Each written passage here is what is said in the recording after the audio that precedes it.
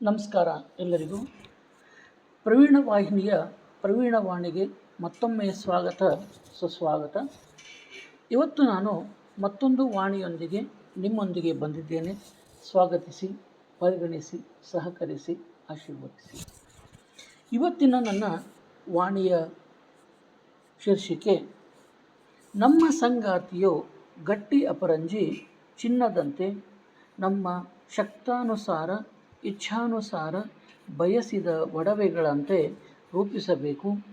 ನಮ್ಮ ಸಂಗಾತಿಯು ಗಟ್ಟಿ ಅಪರಂಜಿ ಚಿನ್ನದಂತೆ, ನಮ್ಮ ಶಕ್ತ್ಯಾನುಸಾರ ಇಚ್ಛಾನುಸಾರ ಬಯಸಿದ ಒಡವೆಗಳಂತೆ ರೂಪಿಸಬೇಕು. ಜೀವನ ಪೂರ್ತಿ ಧಾರಣ ಮಾಡಬೇಕು. ನೆನಪಿರಲಿ, ಚಿನ್ನವರು ಒಗೆಯುವಂತಿಲ್ಲ, ತೊರೆಯುವಂತಿಲ್ಲ, ಬಿಟ್ಟು ತೊಲಗುವಂತೆಯೂ ಇಲ್ಲ. ತೊಲಗಲು ಆಗದು, ತೊಲಗಲು ಬಾರದು. ಹೌದು, ನಮ್ಮ ಸಂಗಾತಿಯು ಗಟ್ಟಿ ಅಪರಂಜಿ ಚಿನ್ನದಂತೆ.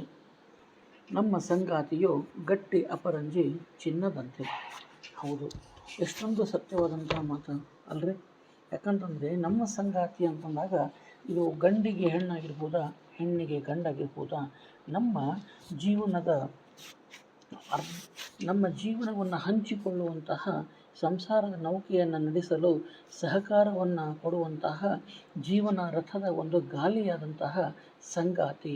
ಹೆಣ್ಣಿಗೆ ಗಂಡು, ಗಂಡಿಗೆ ಹೆಣ್ಣು ಯಾರೂ ಆಗಿರ್ಬೋದು. ಅವ್ರು ಹೇಗಪ್ಪ ಅಂತಂದಾಗ ಒಂದು ಗಟ್ಟಿ ಚಿನ್ನದಂತೆ, ಅಪರಂಜಿ ಇದ್ದಂತೆ, ಗಟ್ಟಿ ಚಿನ್ನದಂತೆ ಅಪರಂಜಿ ಇದ್ದಂತೆ ನಮ್ಮ ಶಕ್ತ್ಯಾನುಸಾರ ಇಚ್ಛಾನುಸಾರ ಬಯಸಿದಂತೆ ಒಡವೆಗಳಂತೆ ರೂಪಿಸಬೇಕು. ಒಂದು ಚಿನ್ನ ಯಾವ ರೀತಿ ಏನಪ್ಪ ಅಂತಂದರೆ ಗಟ್ಟಿಯಾದಂತಹ ಅಪರಂಜಿ ಗಟ್ಟಿ ಚಿನ್ನ ಇರ್ತದೆ, ಆ ರೀತಿ ನಮ್ಮ ಬಾಳ ಸಂಗಾತಿಯು ಕೂಡ. ಆ ಸಂಗಾತಿಯನ್ನು ನಾವು ಹೇಗಪ್ಪ ಅಂತಂದಾಗ ಸಾಧ್ಯವಾದಷ್ಟು, ಅನುಕೂಲವಾದಷ್ಟು, ನಮ್ಮ ಶಕ್ತಿ ಇದ್ದಷ್ಟು ಸಾಮರ್ಥ್ಯಕ್ಕೆ ತಕ್ಕಂತೆ ನಾವು ಅವರನ್ನು ಬದಲಾವಣೆ ಮಾಡುವುದಾಗಲಿ ಅಥವಾ ಅವರ ಜೊತೆಗೆ ಹೊಂದಾಣಿಕೆ ಮಾಡಿಕೊಳ್ಳೋದಾಗಲಿ, ಅನುಸರಿಸಿ ಹೋಗುವುದಾಗಲಿ ಮಾಡಿಕೊಳ್ಳುವಂಥದ್ದು ಇದು ಅನಿವಾರ್ಯ ಅಲ್ಲ, ಅಗತ್ಯವೂ ಅಲ್ಲ. ಇದು ನಾವು ಬಯಸಿ ಬೇಡಿಕೊಂಡು ತನ್ನಂತಹ ಒಂದು ದೇವರೇ ಕೊಟ್ಟಂತಹ ವರ ಅಂಥೇಳಿ ಹೇಳಬಹುದಾ. ಇದು ಅನಿವಾರ್ಯ ಅಂತ ಯಾಕನ್ಬೇಕಾ, ಅಗತ್ಯ ಅಂತ ಯಾಕನ್ಬೇಕಾ? ಯಾಕಂತಂದರೆ ಸಂಗಾತಿ ನಮ್ಗೆ ಏನಂದರೆ ನಮ್ಮ ಒಂದು ಧರ್ಮದಲ್ಲಿ ಇದು ಮೇಲ್ಗಡೆಯಿಂದ ದೇವರು ಏನಪ್ಪ ಅಂದರೆ ಬ್ರಹ್ಮಗಂಟನ್ನು ಆಗಲೇ ಹಾಕಿ ಕಳಿಸಿರ್ತಾನೆ ಅನ್ನೋದನ್ನು ಗೊತ್ತಿರುವಂತಹ ಸಂಗತಿ.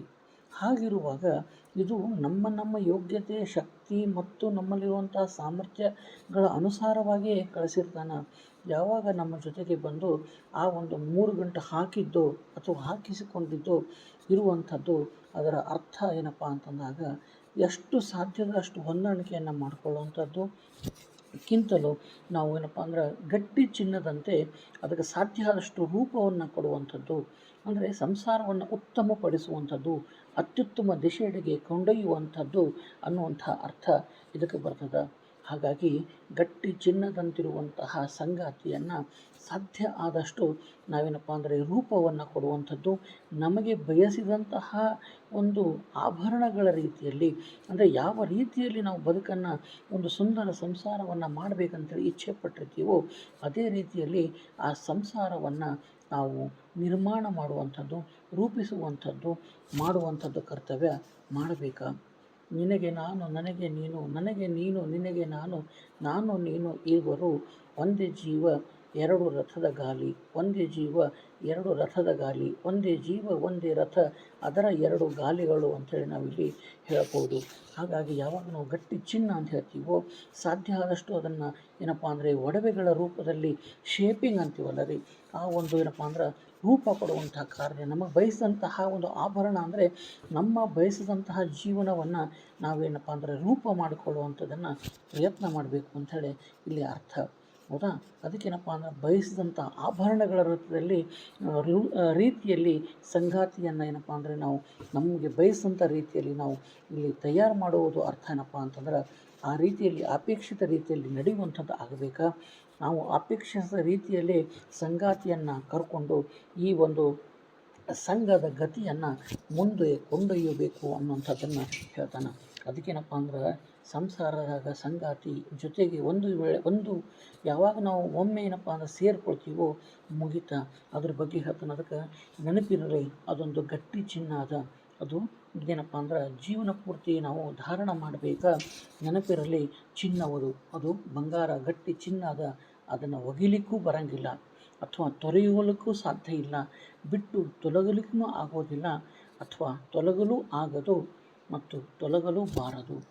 ಯಾಕಂದರೆ ಈ ಒಂದು ಜನ್ಮದಲ್ಲಿ ಯಾವಾಗ ನಾವು ನಮ್ಮ ಜೊತೆ ಸಂಸಾರದ ಒಂದು ರಥದ ಗಾಲಿಯನ್ನಾಗಿ ಏನಪ್ಪ ಅಂದ್ರೆ ನಾವು ಈ ಇನ್ನೊಂದು ಗಾಲಿಯ ಜೊತೆಗೆ ನಾವು ಅನುಸರಿಸ್ಕೊಂಡು ಹೋಗೋದಾಗಲಿ, ಅವರು ನಮ್ಮ ಜೊತೆಗೆ ಅನುಸರಿಸ್ಕೊಂಡು ಹೋಗೋದಾಗಲಿ, ನಾವು ಮಾಡುವಂಥದ್ದು ಸಹಜ, ಅಪೇಕ್ಷಿತ, ನಿರೀಕ್ಷಿತ ಸಂಸಾರದ ಪರ್ವ ನಿತ್ಯ ನಾವು ಸಂಭ್ರಮಿಸಬೇಕಾದರೆ ಏನಪ್ಪ ಗಟ್ಟಿ ಚಿನ್ನದಂತಿರುವಂತಹ ಸಂಗಾತಿಯನ್ನು ಬೇಕಾದಂತಹ ಆಭರಣದ ರೂಪದಲ್ಲಿ ನಾವು ತಯಾರಿಸಿ ಧಾರಣ ಮಾಡಬೇಕು, ಸಂಭ್ರಮಿಸಬೇಕು, ಆನಂದಿಸಬೇಕು, ಈ ಜನ್ಮ ಸಾರ್ಥಕದ ಎಡೆಗೆ ಸಾಗಬೇಕು ಅನ್ನುವಂತಹ ಅರ್ಥದಲ್ಲಿ ಈ ಒಂದು ವಾಣಿಯನ್ನು ಬರೆದಿದ್ದು ಕೊನೆಗೆ ಇನ್ನೊಮ್ಮೆ ವಾಚನೆ ಮಾಡುತ್ತಾ ಮುಕ್ತಾಯ ಮಾಡ್ತೀನಂತೆ.